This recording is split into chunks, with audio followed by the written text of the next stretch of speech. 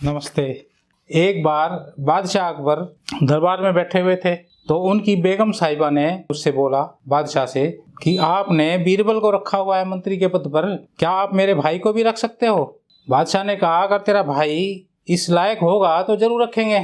2 दिन के बाद उसके भाई को बुलाया गया और बादशाह ने कहा कि दोनों को हम आजमा लेते हैं, जो योग्य होगा उसे ही मंत्री बना देंगे। तो उसका भाई, बेगम का भाई, आ गया अगले दिन। तो दरबार में हाजिर हुए दोनों और एक घड़ा मंगवाया गया।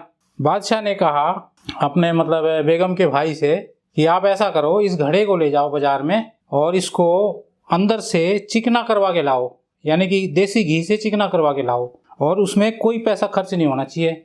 अगर पैसा खर्च हुआ तो आप फेल हो जाओगे, अगर आप बगैर पैसे करवा के ले आए तो आप पास हो जाओगे। आप जाओ और करवा के लाओ। बेगम का भाई वो घड़ा लेके बाजार में चला जाता है। अब बाजार में घी वाले की दुकान पे पहुंचा, बोला, जी आप ऐसा करो, इसको अंदर से चिकना कर दो घी से और पैसा कुछ ना लगे। तो वो सेठ बोला, ऐसा कैसे हो सकता है, पैसा तो लगेगा, इसमें आधा किलो घी भी लग सकता है, 250 ग्राम भी लग सकता है, तो फ्री में तो आता ही नहीं घी, बहुत महंगा है, तो ये तो हम नहीं कर सकते। वो फिर दूसरी दुकान में गया, उसने भी ऐसे ही बोला। 3-4 दुकानों में घूम के, जितनी भी दुकानें थी शहर में, सब जगह घूम आया, किसी ने भी उसका घड़ा अंदर से चिकना नहीं किया देसी घी से।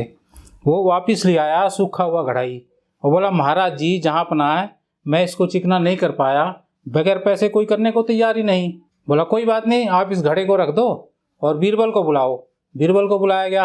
अब बीरबल से बादशाह ने कहा कि देखो, ये घड़ा है, ये अंदर से देसी घी से चिकना करवा के लाना है और इसमें 1 पैसा खर्च नहीं होना चाहिए, हम अपने सिपाही भी आपके पीछे पीछे भेजेंगे।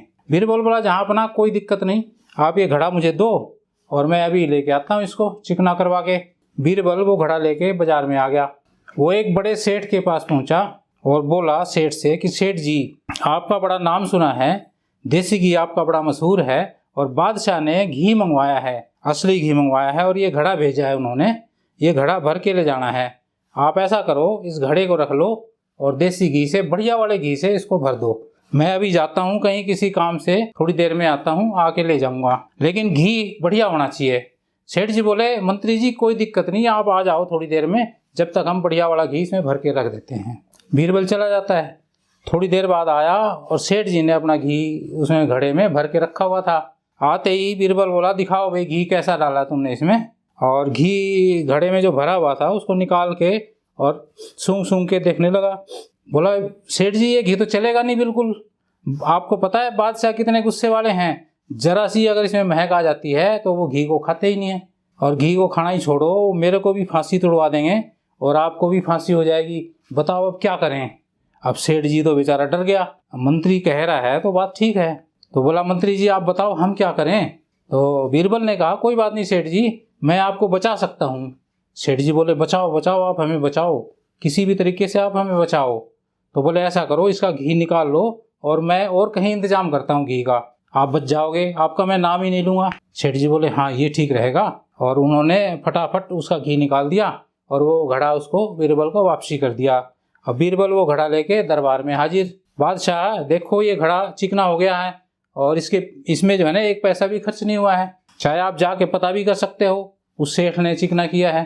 तो बादशाह ने कहा, देखो बेगम, अब ये जो है बीरबल इसीलिए मंत्री के पद के लायक है, अब तुम्हारे भाई को बताओ कैसे मंत्री पद दे दें, एक घड़ा चिकना नहीं करवा के ला सका।